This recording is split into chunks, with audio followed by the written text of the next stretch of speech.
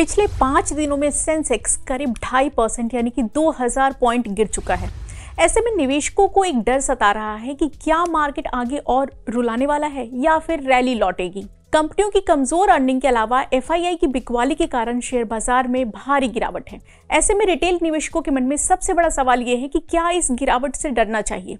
इस पर आगे हम बात करेंगे, लेकिन उसके पहले आप हमें कमेंट करके जरूर बताएं कि क्या आप शेयर बाजार में पैसा लगा रहे हैं या दूर से ही तमाशा देख रहे हैं। हमारे सहयोगी टीवी चैनल CNBC TV18 की ग्लोबल लीडर समिट में market expert Motilal Oswal financial services के चेयरमैन रामदेव अग्रवाल ने जो कहा है उसे सुनकर आपको थोड़ी राहत जरूर मिलेगी।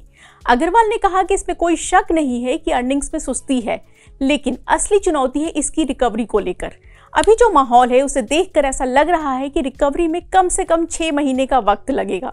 इसमें वक्त लगेगा जरूर, लेकिन रिकवरी तय है।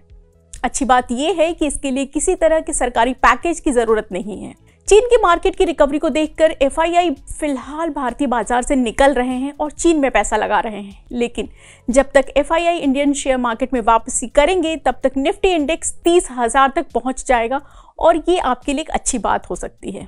इंडियन शेयर मार्केट में पिछले 6-7 हफ्तों से अगर आप देखेंगे तो एफआईआई की बिकवाली बहुत तेजी से बढ़ी है। कुछ इन्वेस्टर्स चीन में पैसा लगा रहे हैं तो कुछ को अमेरिका में डोनाल्ड ट्रंप की जीत के बाद अमेरिकी मार्केट अट्रैक्ट कर रहा है। चुनाव जीतने के साथ ही ट्रंप ने जो बयान दिए हैं उससे वहां के मार्केट को सपोर्ट मिल रहा है, लेकिन इंडिया इंक के दूसरी तिमाही के नतीजे वैल्यूएशन के हिसाब से नजर नहीं आ रहे हैं और ये मार्केट की कमजोरी का एक बहुत बड़ा कारण है। इस पर रामदेव अग्रवाल का कहना है कि शेयर बाजार में आप तभी दाखिल होने का सोचिए जब आप में कमाल का धीरज हो, क्योंकि अगर धीरज नहीं है तो प्रॉफिट नहीं होगा। इसके साथ ही उन्होंने ये भी कहा कि मौजूदा हालात में ये सलाह दी है कि अगर आप शेयर मार्केट में कहीं निवेश में बने हैं तो आपको आगे भी बने रहना चाहिए, नहीं तो आप गिरावट में निकलने के चक्कर में चूना लगा सकते हैं। एफआईआई की बिकवाली से भारतीय निवेशकों को बिल्कुल डरने की जरूरत नहीं है। लगभग सभी मार्केट एक्सपर्ट्स ने यही भरोसा जताया है। कोटक AMC के MD नीलेश शाह ने कहा कि आज अगर एफआईआई बेच रहे हैं तो ये भाव है, और सोचिए जब वो लेने आएंगे मार्केट में तो भाव किस लेवल पर जाएगा। लगान फिल्म का एक डायलॉग है, 2 गुना लगान देना पड़ेगा। हम भी आज वही डायलॉग दोहराएंगे, ये कहना है नीलेश शाह का।